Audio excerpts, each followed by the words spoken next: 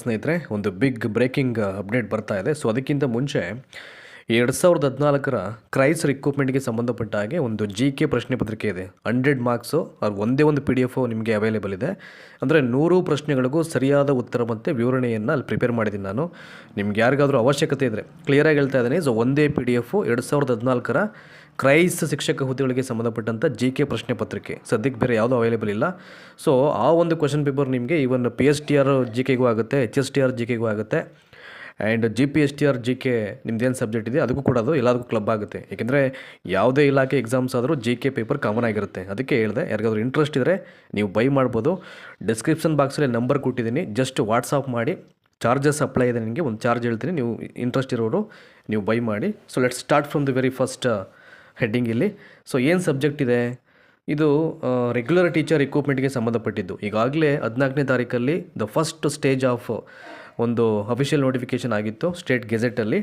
So ಅದೇ ಡೇಟಲ್ಲಿ ಆ್ಯಕ್ಚುಲಾಗಿ ಅವತ್ತೇ viral ಆಗಬೇಕು ಅಂತ ಅನಿಸುತ್ತೆ, ಅದು ಇವತ್ತಿನ ಬಿಡುಗಡೆ ಮಾಡಿದ್ದಾರೆ. ಈಗ ಏನು ಸಬ್ಜೆಕ್ಟ್ ಹೇಳಿದರೆ ಇಲ್ಲಿ 2026-27ನೇ ಸಾಲಿನ ಆಯವ್ಯಯ ಭಾಷಣದ ಖಂಡಿಕೆ 115ರಲ್ಲಿನ ಘೋಷಣೆಯಂತೆ ಶಾಲಾ ಶಿಕ್ಷಣ ಇಲಾಖೆಯ ಸರ್ಕಾರಿ ಪ್ರಾಥಮಿಕ ಮತ್ತು ಪ್ರೌಢಶಾಲೆಗಳಲ್ಲಿ ಖಾಲಿಯಿರುವ ವಿವಿಧ ವೃಂದದ ಶಿಕ್ಷಕರ ಹುದ್ದೆಗಳನ್ನು ನೇರ ನೇಮಕಾತಿ ಮೂಲಕ ಭರ್ತಿ ಮಾಡಲು ಅನುಮತಿಯನ್ನು ನೀಡುವ ಕುರಿತು ಅಂತ ಇದೆ ಈಗ. ಆಯಿತಾ? ಅಂದರೆ ಈ ಪ್ರಾಥಮಿಕ ಮತ್ತು ಹೈಸ್ಕೂಲ್ಸಲ್ಲಿ ಖಾಲಿರ್ತಕ್ಕಂಥ ವಿವಿಧ ವೃಂದದ ಹುದ್ದೆಗಳನ್ನು ಸೊ ಎಕ್ಸಾಮನ್ನು ಮಾಡೋದ್ರ ಮುಖಾಂತರವಾಗಿ ಭರ್ತಿ ಮಾಡಲಿಕ್ಕೆ ಅಪ್ರೂವಲ್ ಪಾಸ್ ಮಾಡಿ ಅಂತ ಸಬ್ಜೆಕ್ಟಲ್ಲಿ ಮೆನ್ಷನ್ ಮಾಡಿದ್ದಾರೆ. ಅಪ್ರೂವಲ್ ಪಾಸ್ ಆಗಿದೆ ಈಗ. ನೋಡಿ, ಇವೆಲ್ಲವನ್ನು ನಾನು ಓದಲಿಕ್ಕೆ ಹೋಗಲ್ಲ ಈಗ. ಕ್ರಮಾಂಕ 1, ಕ್ರಮಾಂಕ 2, ಕ್ರಮಾಂಕ 3 ಅದೇನ ಎಲ್ಲ ಬೇಡ. ಸೊ ವಿಡಿಯೋ ಲೆಂತಿ ಆಗುತ್ತೆ. ಪ್ರಸ್ತಾವನೆಯಲ್ಲಿ ಭಾಳ ಪ್ರಮುಖವಾಗಿ 1-2 ಸಾಲಿದೆ, ಅದನ್ನು ಓದ್ಬಿಟ್ಟು ನೇರವಾಗಿ ಆದೇಶ ಏನು ಮಾಡಿದರೆ, ಅನುಮೋದನೆ ಏನು ಮಾಡಿದರೆ ಅದ್ರ ಕಡೆ ಗಮನ ಹರಿಸೋಣ ಈಗ. ನೋಡಿ, ಇದರಲ್ಲಿ ಸೊ ಒಂದು 2 ಲೈನ್ಸ್ ಆರ್ ವೆರಿ ಇಂಪಾರ್ಟೆಂಟ್ ಇಲ್ಲಿ. ಮೇಲೆ ಓದಲಾದಂಥ ಕ್ರಮಾಂಕ 1ರ 2026-27ನೇ ಸಾಲಿನ ಆಯವ್ಯಯ ಭಾಷಣದ ಖಂಡಿಕೆ 115ರಲ್ಲಿ ಶಾಲಾ ಶಿಕ್ಷಣ ಮತ್ತು ಸಾಕ್ಷರತೆ ಇಲಾಖೆ ಸಂಬಂಧಪಟ್ಟಂತೆ ಈ ಕೆಳಕಂಡಂತೆ ಘೋಷಣೆಯನ್ನು ಮಾಡಲಾಗಿದೆ. ಏನು ಘೋಷಣೆ ಮಾಡಿದರೆ ಇಲ್ಲಿ? 2026-27ನೇ ಸಾಲಲ್ಲಿ ಶಾಲಾ ಕಾಲೇಜುಗಳಲ್ಲಿ ಖಾಲಿಯಿರುವ 15,000 ಬೋಧಕ ಹುದ್ದೆಗಳನ್ನು ಭರ್ತಿ ಮಾಡಲಾಗುವುದು ಅಂತ ಹೇಳಿದ್ದಾರೆ. ಇದೆಲ್ಲ ಅದಕ್ಕೂ ಅದೇನಾಗಿದೆ, ನಿಮಗೆ ಕ್ಲಾಸಿಫಿಕೇಷನ್ ಆಗಿದೆ. ಅದು PSTRಗಿಷ್ಟು, HSTRಗಿಷ್ಟು, GPSTRಗಿಷ್ಟು ಮತ್ತು ಹೈಸ್ಕೂಲು ಎಲ್ಲ ಅದಕ್ಕೂ ಅದು ನಿಮಗೆ ಮಿಕ್ಸ್ಚರ್ ಆಗಿದೆ. ಅದೆಲ್ಲ ನೀವು ಗೆಜೆಟ್ ನೋಟಿಫಿಕೇಷನ್ ನೋಡಿದರೆ ಈಗ ಮತ್ತೆ ಹೇಳಲಿಕ್ಕೆ ಹೋಗಲ್ಲ ಈಗ. ನೋಡಿ, ನೆಕ್ಸ್ಟು ಈ ಪ್ಯಾರಾಗ್ರಾಫಲ್ಲಿ ಮೇಲೆ ಓದಲಾದ ಕ್ರಮಾಂಕ 2ರಲ್ಲಿ ಆಯುಕ್ತರು ಶಾಲಾ ಶಿಕ್ಷಣ ಇಲಾಖೆಯ ಸರ್ಕಾರಿ ಪ್ರಾಥಮಿಕ ಮತ್ತು ಪ್ರೌಢಶಾಲೆಗಳಲ್ಲಿ ಖಾಲಿ ಇರುವ ವಿವಿಧ ವೃಂದದ ಶಿಕ್ಷಕರ ಹುದ್ದೆಗಳನ್ನು ನೇರ ನೇಮಕಾತಿ ಮೂಲಕ ಭರ್ತಿ ಮಾಡಲಿಕ್ಕೆ ಅನುಮತಿಯನ್ನು ನೀಡುವ ಕುರಿತು ಪ್ರಸ್ತಾವನೆಯನ್ನು ಸಲ್ಲಿಸಿರ್ತಾರೆ.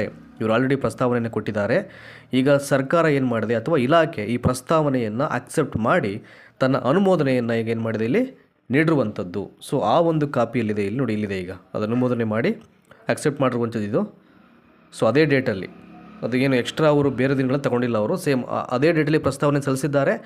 ಅದೇ ಡೇಟಲ್ಲಿ ಇವರು ಅನುಮೋದನೆಯನ್ನು ಪಾಸ್ ಮಾಡಿದ್ದಾರೆ. ನೋಡಿ, ಅದಕ್ಕೆ ಒಂದು ಇದು ಆದೇಶ, ಸರ್ಕಾರಿ ಆದೇಶ ಸಂಖ್ಯೆ ಅಂತ ಅಂದ್ಬಿಟ್ಟು ನೋಡಿ ಇಲ್ಲಿಂದ ಸ್ಟಾರ್ಟ್ ಮಾಡಿ ಈಗ.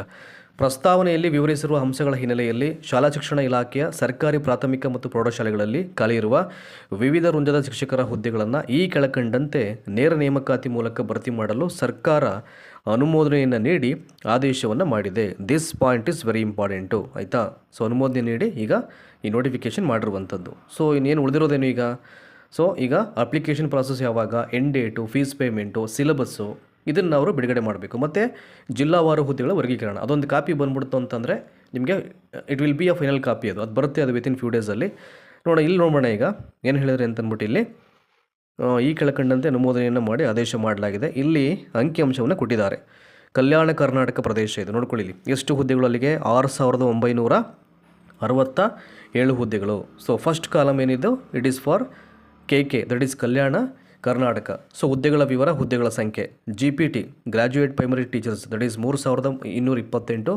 ಅಸಿಸ್ಟೆಂಟ್ ಮಾಸ್ಟರ್ ಬಂದು ಹೈಸ್ಕೂಲ್ ಕೇಡರ್ಗೆ ಬರುತ್ತೆ 2,214 ಹುದ್ದೆಗಳು. ಇನ್ನು PST 800 ಹುದ್ದೆಗಳು. Physical education teachers that is PET 425 ಹುದ್ದೆಗಳು. ಕಂಪ್ಯೂಟರ್ ಸೈನ್ಸ್ ಟೀಚರ್ಸ್ CST ಅಂತಾರೆ 300 ಹುದ್ದೆಗಳು. ಇವೆಲ್ಲವನ್ನು ಟೋಟಲ್ ಮಾಡಿದ್ರೆ KK ಭಾಗಕ್ಕೆ ಅಥವಾ KK ಡಿವಿಷನ್ಗೆ 6,967 ಹುದ್ದೆಗಳನ್ನು ಅಲ್ಲಿ ಕನ್ಫರ್ಮ್ ಮಾಡ್ತಾರೆ. ನೆಕ್ಸ್ಟು ಅಂದರೆ ಆಗಿದೆ, ಅಪ್ರೂವಲ್ ಆಗಿದೆ. ಈಗ ಅದು ಇನ್ನೊಂದು ಇಲಾಖೆಯ ಅಧಿಕೃತ ಆದೇಶ ಬಂತು ಅಂತಂದರೆ ನಿಮಗೆ ಗೊತ್ತಾಗುತ್ತೆ, ಪ್ರಾಸೆಸ್ ಸ್ಟಾರ್ಟ್ ಆಗುತ್ತೆ ಈಗ.